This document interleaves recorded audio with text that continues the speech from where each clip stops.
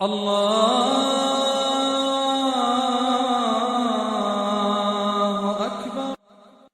أعوذ بالله من الشيطان الرجيم. بسم الله الرحمن الرحيم. الحمد لله رب العالمين الرحمن الرحيم مالك يوم الدين إياك نعبد وإياك نستعين اهدنا الصراط المستقيم صراط الذين أنعمت عليهم غير المغضوب عليهم ولا الضالين آمين. بسم اللہ الرحمن الرحیم. یہ قرآن کا آغاز ابتدا سورہ فاتحہ سے اور سورہ فاتحہ کی ابتدا بسم اللہ الرحمن الرحیم سے. ابھی کام شروع کیا جائے بغیر بسم اللہ کے شروع کیا جائے تو وہ برکت سے خالی ہوتا ہے اور وہ ناتمام اور نامکمل ہوتا ہے. اس لیے ہر کام شروع کرنے سے پہلے بسم اللہ پڑھنی چاہیے. اس سے پہلے کفار مکہ لات عزا اور بتوں کے نام سے کام شروع کرتے تھے. ہم سے پہلی شریعتوں میں بھی اللہ کا نام لے کر کوئی سا بھی کام شروع کیا جاتا تھا، لیکن کہتے ہیں بسمہ تعالی یا کسی بھی طرح اللہ کا نام لے کر شروع کیا جاتا تھا. حضور نبی اکرم صلی اللہ علیہ وسلم کی امت کے لیے ان الفاظ کے ساتھ اللہ کا نام لے کر شروع کیا جانے کی خصوصیت کہا جاتا ہے اس کو کہ بسم اللہ الرحمن الرحیم. با یہ با حرف جار ہے اور اس کے بہت سارے معنی ہیں، کئی ساری معانی. با اہم اور مشہور معانی ان میں بسم اللہ میں ہے وہ مصاحبت، استعانت اور برکت. ان معنوں میں استعمال ہوتا ہے کہ با مصاحبت معنی ساتھ ہونا، بسم اللہ اللہ کے نام کے ساتھ. ترجمہ اس طرح ہوگا، مصاحبت کے معنی میں اگر لے لیں، مصاحبت کے معنی کے ساتھ ہونا، بسم اللہ یعنی اللہ کے نام کے ساتھ. اور اگر برکت کے معنی اس میں لے لیں تو ترجمہ ہوگا بسم اللہ اللہ کے نام کی برکت کے ساتھ، برکت سے، اللہ کے نام کی برکت سے.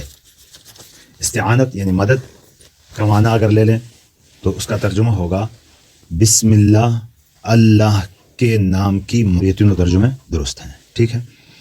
بسم اللہ اللہ کے نام کے برکت سے، اللہ کے نام کے ساتھ، اللہ کے نام کی مدد سے، کہ جو کہ رحمان ہے اور رحیم ہے. الرحمن الرحیم ان میں رحمت کا مادہ ہے اور آگے اس پر بات ہوگی انشاءاللہ.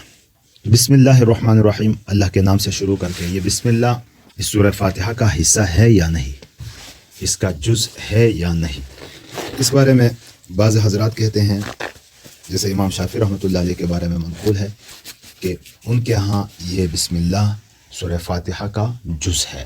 آیتیں سب کے نزدیک ساتھ ہی ہیں سورہ فاتحہ کی، لیکن پھر ان کے ہاں تفصیل یہ ہے کہ بسم اللہ ایک آیت، پھر آگے جا کے اہدنا الصراط المستقیم صراط الذین انعمت علیہم، یہ پوری ایک آیت ہوگی. تو یوں یہ 7 آیتیں پوری ہو جاتی ہیں.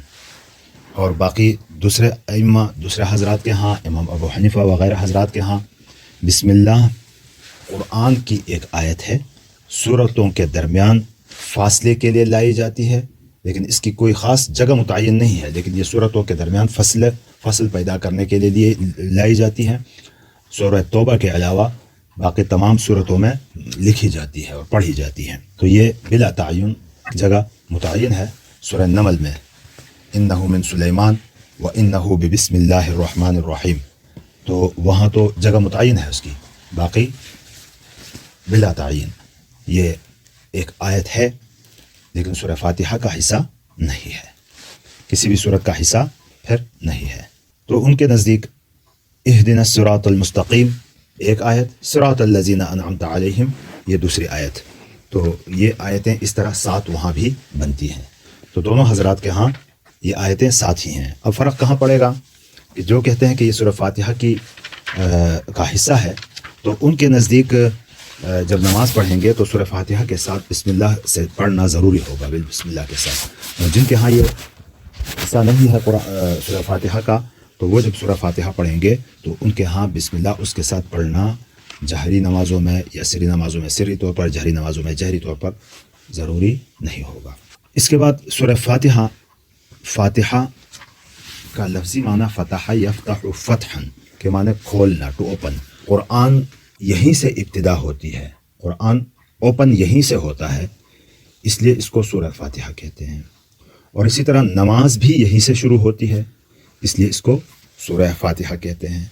اور ایک بات یہ بھی ہے کہ قرآن کی پہلی صورت ہے جو مکمل طور پر نازل ہوئی ہے. اس سے پہلے آیتیں نازل ہوئی تھی متفرق طور پر. سورہ علق کی آیتوں سے ابتدا ہوئی ہے وحی کی، اور اسی طرح سورہ مزمل کی آیتیں اور دوسری صورتوں کی چند آیتیں متفرق طور پر نازل ہوئی ہیں. لیکن مکمل ایک صورت جو نازل ہوئی ہے ایک ساتھ، تو سب سے پہلی جو صورت ہے وہ یہ سورہ فاتحہ ہے جو مکمل طور پر نازل ہوئی ہے. یہ باتیں یاد رہیں گی. تو اس لیے اس آیت کے بارے میں، اس صورت کے بارے میں نبی علیہ الصلوۃ والسلام نے فرمایا تھا کہ یہ بیماریوں کے لیے اس میں شفا بھی ہے، تو اس لیے اس کو سورۃ الشفا بھی کہتے ہیں، اور القرآن بھی کہتے ہیں کہ قرآن پاک کا مکمل خلاصہ اس میں موجود ہے. اساس القرآن یعنی قرآن کی بنیاد ہے، تو اس لیے اس کو اساس القرآن بھی، اور بہت سارے نام بھی اس کے احادیث میں آتا ہے، لیکن سب سے مشہور نام سورۃ الفاتحہ ہے. اور اس کو فاتحہ کیوں کہا جاتا ہے؟ تو یہ 3 وجہ میں نے آپ کو بتا دی، اور بھی بہت ساری وجوہات ہیں، لیکن اس وقت یہی یاد رکھیں آپ. سورہ فاتحہ کے بارے میں ایک اور مسئلہ بھی یاد رکھیں. نماز میں جو پڑھی جاتی ہے سورہ فاتحہ، تو اس بارے میں جب جماعت کی نماز ہو تو وہاں بھی ہر ایک پڑھے یا نہ پڑھے اس کو، یہ ایک معرکۃ الآراء مسئلہ ہے. اس بارے میں کافی اختلاف پایا جاتا ہے. امام شافعی رحمۃ اللہ علیہ اور اس کے ساتھ دوسرے حضرات بھی کہتے ہیں کہ یہ پڑھنا مقتدی کے لیے بھی اور امام کے لیے بھی لازمی اور ضروری ہے. عام طور پر تو یہ نماز کا حصہ ہی ہے. وہ فرماتے ہیں کہ حدیث پاک میں آتا ہے کہ لا صلاۃ لمن لم یقرأ بفاتحۃ الکتاب، کہ جو فاتحہ کتاب نہ پڑھے یعنی سورہ فاتحہ نہ پڑھے تو اس کی نماز ہی نہیں. تو اس حدیث کی روح سے معلوم ہوتا ہے کہ ہر ایک اس کو پڑھے، چاہے امام ہو، مقتدی ہو، سری نماز ہو، جہری نماز ہو، اکیلے نماز ہو، جماعت ہو، ہر حالت میں یہ پڑھی جائے گی. تو ان کے ہاں یہ ایک مضبوط دلیل ہے حدیث مبارکہ کہ لا صلاۃ لمن لم یقرأ بفاتحۃ الکتاب، یا اس مضمون کی اور بھی بہت ساری دوسری روایتیں. ایک دوسرا موقف دوسرے حضرات کا ہے. امام ابو حنیفہ رحمہ اللہ اور دوسرے حضرات فرماتے ہیں کہ اکیلے نماز میں تو ہر ایک پڑھے گا، جب جماعت کی نماز ہو تو صرف امام پڑھے گا، باقی پیچھے مقتدی نہیں پڑھیں گے. وہ کس بنیاد پر کہتے ہیں؟ احناف کا ایک طرز ہے، ایک انداز ہے کہ احادیث جب مختلف قسم کی آ جائیں تو اس میں وہ کہتے ہیں کہ ہم اس کو قرآن کے ساتھ دیکھیں گے، قرآن کے مطابق کون سی حدیث ہے. تو قرآن میں ہے کہ وَإِذَا قُرِئَ الْقُرْآنُ فَاسْتَمِعُوا لَهُ وَأَنصِتُوا لَعَلَّكُمْ تُرْحَمُونَ، کہ جب قرآن پڑھا جائے تو خاموش رہو، غور سے سنو، اور سخت تاکید ہے کہ اس میں کوئی دوسرا کوئی پھر بات نہ کرے. تو جب امام قرات کر رہا ہو تو پیچھے مقتدی بھی لگے رہیں تو یہ خاموشی تو نہیں ہوئی. تو اب کیا کریں؟ تو حدیث میں آتا ہے کہ من کان لہو امام فقراءۃ الامام لہو قراءۃ، اگر کسی کا کوئی امام ہو آگے تو امام کی قرات مقتدی کی قرات سمجھی جائے گی. تو امام ابو حنیفہ رحمۃ اللہ علیہ فرماتے ہیں کہ اس حدیث سے معلوم ہوتا ہے کہ جب امام قرات کرتا ہے تو پیچھے مقتدیوں کی قرات بھی شمار کی جاتی ہے، اور یہ عین قرآن کے بھی مطابق ہے. اس سے یہ بات سمجھ میں آتی ہے، بلکہ بالکل وہ فرماتے ہیں کہ یہ بالکل واضح ہے کہ جب امام کی قرات مقتدی کی قرات ہوئی تو اب مقتدی کو قرات کرنے کی ضرورت نہیں ہے. اور قرآن کا حکم بھی یہی ہے کہ جب قرات ہو تو سب خاموشی اختیار کی جائے.